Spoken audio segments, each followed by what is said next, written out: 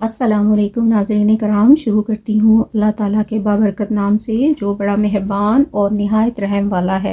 ایک رات فرعون نے خواب دیکھا، 2 درخت عالم بالا پر گئے اور تمام عالم پر چھا گئے۔ اس نے تمام علماء اور نجوم کو اپنے دربار میں اکٹھا کیا اور اپنے خواب کی تعبیر جاننی چاہی۔ انہوں نے کہا کہ بنی اسرائیل میں ایک بچہ ایسا پیدا ہوگا جو تمہاری حکمرانی ختم کر دے گا۔ اس نے خوف زدہ ہو کر تمام بنی اسرائیل میں پیدا ہونے والے لڑکوں کو قتل کرنا شروع کر دیا۔ کوئی بھی بچہ پیدا ہوتا وہ مار ڈالتا، حاملہ عورتوں پر بھی بہت ظلم کرتا۔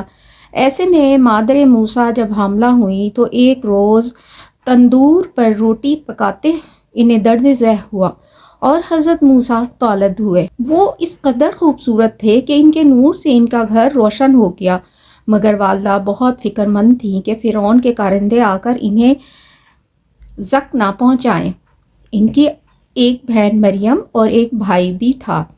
ایک روز فرعون کے آدمی آئے تو مادر موسیٰ نے حضرت موسیٰ علیہ السلام کو کپڑے میں لپیٹ کر جلتے تندور میں ڈال کر اوپر ہانڈی رکھ دی۔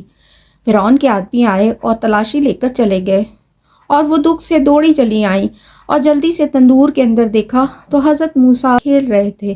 انہوں نے جھٹ انہیں اٹھا لیا اور پھر اندیشہ کرنے لگی کہ کیسے اسے فرعون سے بچائیں۔ ایسے میں اللہ تعالیٰ کی طرف سے انہیں بشارت ہوئی۔ اللہ تعالیٰ فرماتے ہیں کہ ہم نے حکم بھیجا موسیٰ کی ماں کی طرف، اس کو دودھ پلاؤ اور جب تم ڈر ہو تو اسے دریائے نیل میں ڈال دو، اس میں کچھ نہ خطرہ اور نہ غم، ہم پھر پہنچا دیں گے اس کو تیری طرف۔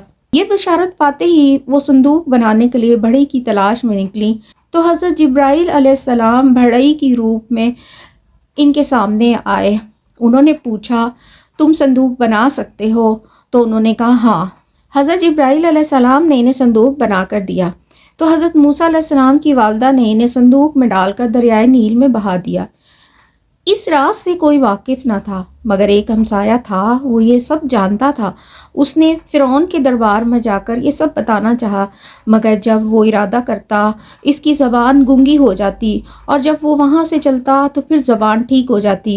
ایسا 7 بار ہوا۔ آخر اس نے توبہ کی اور ایمان لے آیا، پھر یہ راز اس نے کسی کو نہ بتایا۔